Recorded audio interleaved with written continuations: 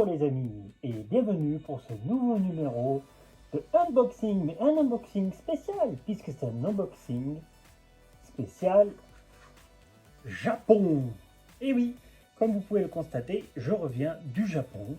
Je suis revenu le 18, parti le 7, voilà, pour un grand voyage.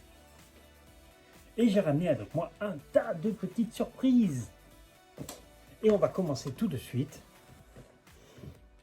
par vous les montrer. Alors, dans cette petite poche magique, j'ai plein de petits personnages à vous montrer.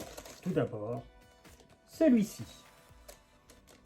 C'est un Oni, autrement dit la représentation d'un démon ou d'un ogre au Japon. Très facilement reconnaissable avec ses cornes, ses dents pointues, son pagne de tigre, sa couleur rouge, mais il peut également être bleu ou vert. Trop mignon. En plus, il tourne la tête, regardez. Hop. Trop mignon. Voilà. Ensuite, un deuxième Oni. Regardez. Celui-ci, il a sa massue. Parce que les Oni ont également une massue. Voilà. Ceux qui regardent Dragon Ball ou DBZ reconnaîtront tout de suite les acolytes des enfers.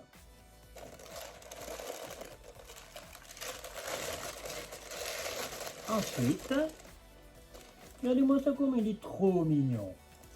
Il s'appelle Pickle. C'est un pingouin et il fait partie de l'équipe de Hello Kitty. Il est dans le même animé. Voilà. Ensuite,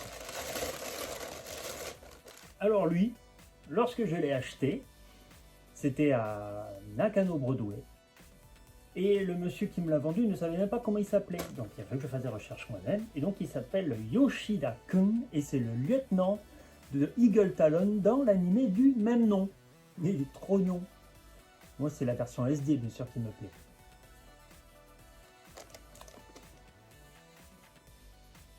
Ensuite, alors ça, c'est la version toute mignonne, toute kawaii d'un tanuki. Et je l'ai choisi mauve.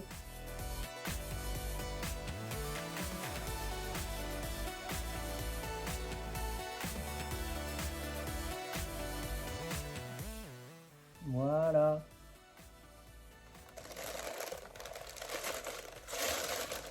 Ensuite, nous avons Tuxedo Sam. Alors c'est un autre pingouin qui lui aussi est issu du dessin animé Hello Kitty.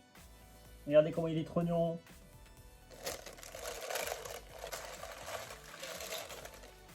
Alors là, 4 personnages.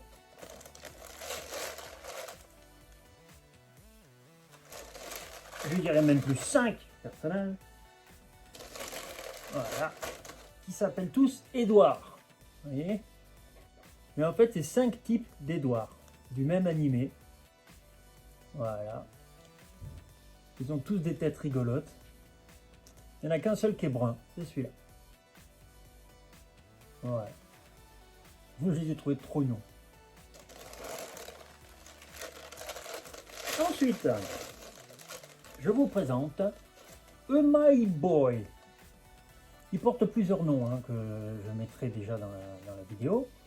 Donc en fait, c'est un personnage d'animé, mais qui représente une marque de bonbons, la marque Omai. Omaibo en fait, au Japon, qui est très connu.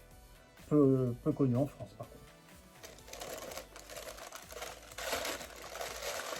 Et là, nous avons un tout petit Daruma, mais version chat. C'est un écho Daruma en fait, si on veut. C'est trop mignon.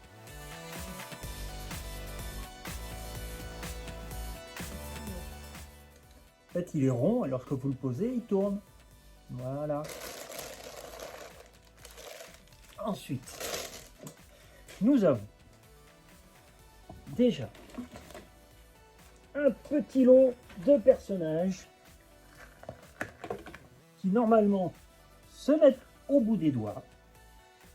Encore faut-il avoir assez de doigts pour les y mettre. Je vais essayer de les mettre sur tous les doigts, ce qui n'est pas évident. Heureusement que j'en ai pris 10. Comme ça, c'est plus facile pour les mettre.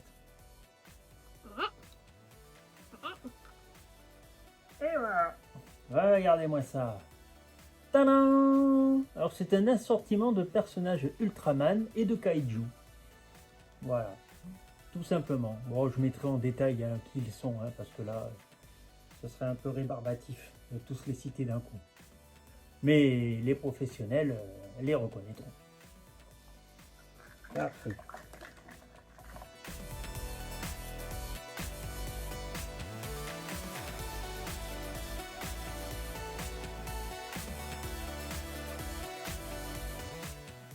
Ensuite, une version un peu plus grosse.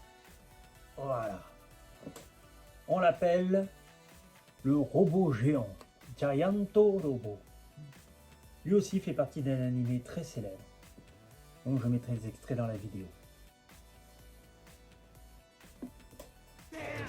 Survivant de l'enfer, Ken souvent croise le fer. Celui-là, j'ai pas voulu le sortir du sachet, parce que son sachet est original. Et c'est bien sûr Ken Shiro, de Ken le survivant, de Hokuto no Ken, mais en version SD. Regardez-moi la tête qu'il a, quoi. Il est excellent. Je suis trop content de l'avoir.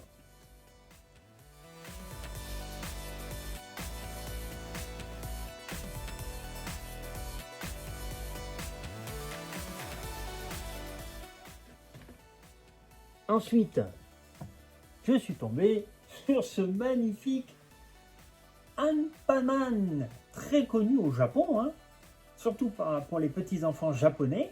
Hein. C'est un super-héros, mais qui n'est pas très fort et qui justement joue avec cette faiblesse dans tout le dessin animé pour montrer qu'en fait il est plus humain qu'un super-héros, maladroit et tout ça. Et là, c'est en fait une boîte de bonbons. Si j'arrive à l'ouvrir, voilà. C'est une boîte de bonbons où j'ai mis des bonbons d'ailleurs. Voilà. Il est trop mignon, regardez ça. Voilà. Encore plus mignon. Regardez-moi ça, comment il est trop mignon. Il est trop doux et tout ça. Regardez ça. Alors, c'est un chat, comme vous le voyez, qui est recouvert par la gueule d'un requin. Et en japonais, c'est fait par Mofusand. Hein. Et en japonais, il s'appelle Pote Pote Samenyan. Pote Pote Samenyan. Voilà. Ce qui veut dire d'ailleurs le petit chat qui est mangé par un requin. Mais enfin, en fait, il y a plusieurs versions de ce petit chat. Hein. Je les mettrai si vous voulez en incrustation dans l'image. Voilà.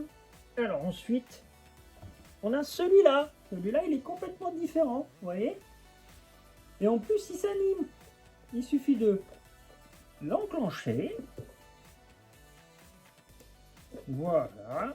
Et c'est un chat qui fait du rap. Voilà.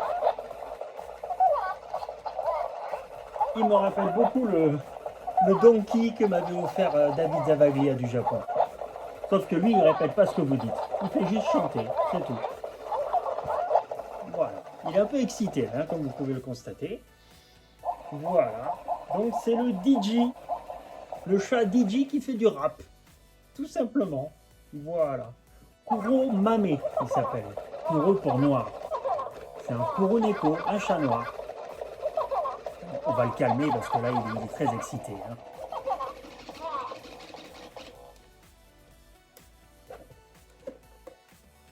Voilà, Kuromame. Vous aurez remarqué qu'il est représenté en fait comme un chat qui porte bonheur avec la patte droite levée. Hein. Mais en fait, on lui a rajouté un casque de DJ et il fait de la musique au lieu de porter chance, tout simplement.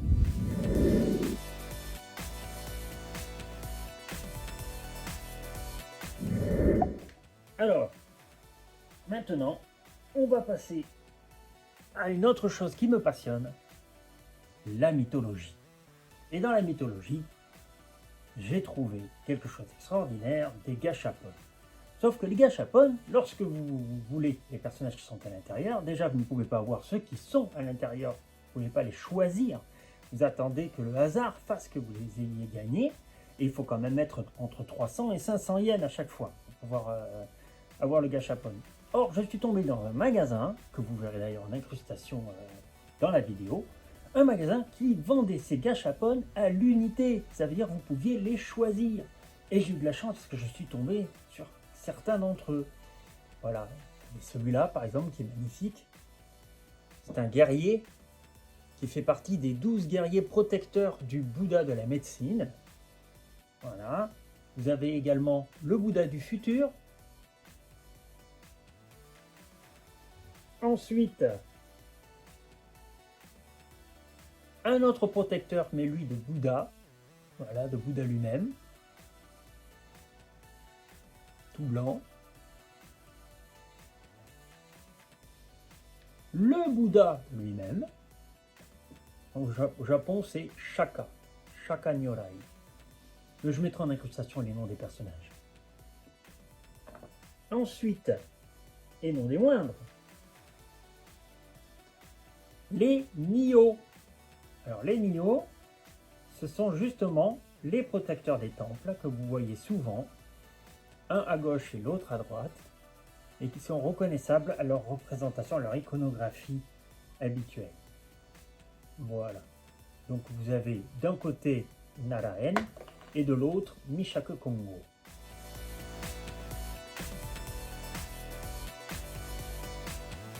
Voilà. Mais là, il est plutôt sous son aspect Shugo Konji ou Shuko Konji. Ouais. Enfin, je mettrai le nom en incrustation aussi. Voilà. Alors là, je l'ai, mais alors, en double. Sous cette forme-là et sous cette forme-là. Voilà. Puis, un des 4 gardiens du ciel. Voilà. Celui-là, c'est le gardien du sud, si je ne m'abuse. Voilà. Et pour finir, le dieu du vent. Voilà. Le dieu du vent, ou Fujin.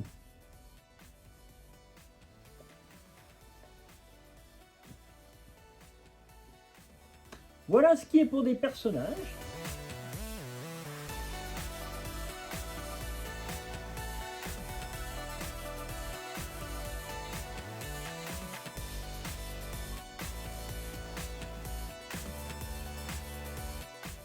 Mais je n'ai pas acheté que ça. J'ai également trouvé ce magnifique DVD de Doraemon spécial Saiyuki. En fait, c'est le roi des singes, hein, pour ceux qui connaissent en France, ou Siyoji en chinois, qui est un de mes personnages favoris, que j'ai même en collection là-bas. J'adore le roi singe. Donc tout ce qui s'y rapporte, forcément, ça m'attire. Là, je suis pas forcément fan, mais je me suis dit que pour le prix, bah, ça valait le coup quand même. Hein. 700 yens, vous vous rendez compte? C'est à peu près quoi, 4-5 euros. Voilà, c'est un Pokédex. Voilà, c'est la Bible des Pokémon, mais par contre, tout en japonais. Voilà. Et je finirai par 2 livres. 2 livres pour enfants, mais que moi j'ai trouvé magnifiques, dans cette collection. Vous voyez, un sur les explications des 12 signes du zodiaque, et l'autre sur le dieu Daikoku, qui va s'introduire dans une fête de Oni. Vous voyez, ces illustrations pour enfants, mignonnettes, voilà. Tout en japonais, bien entendu. Mais moi, ça me plaît. Voilà.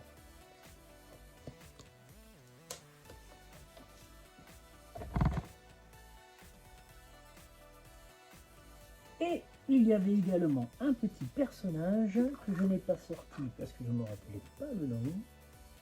Il est belle, hein. Non, pas la maison. Où est-ce que je l'ai mis?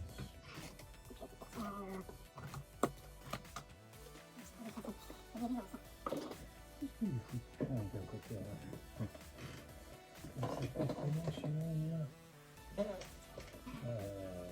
ne me rappelle pas. Ça me fait bien.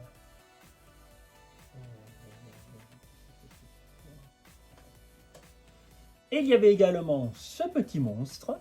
Je vous le rapproche de la caméra parce qu'il est vraiment tout petit. Lui aussi un gâchapon. Et vous verrez en incrustation en image, là ou là, hein, je verrai selon, de qui il s'agit. Mais en fait, c'est un protecteur de la forêt des monstres, un gardien de la forêt des monstres. Voilà, c'est celui que j'ai tiré à Akihabara. Je vous remercie beaucoup de m'avoir suivi une fois de plus et je vous souhaite une très bonne journée. Sayonara!